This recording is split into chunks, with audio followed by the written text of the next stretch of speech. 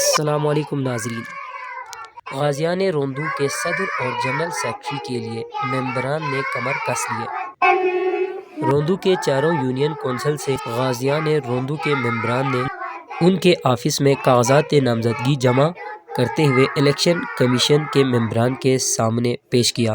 غازیان روندو election commission کا کہنا تھا کہ اس بار تمام غازیان بڑے جوش جذبے سے صدر اور جنرل سیکرٹری کے لیے فارم بھر رہے ہیں، جس کی آخری تاریخ 5 نومبر 2024 ہوں گے۔ پھر الیکشن کمیشن تاریخ کا اعلان کر دیں گے، جس کے بعد تمام ممبران ووٹ کاسٹ کر سکیں گے۔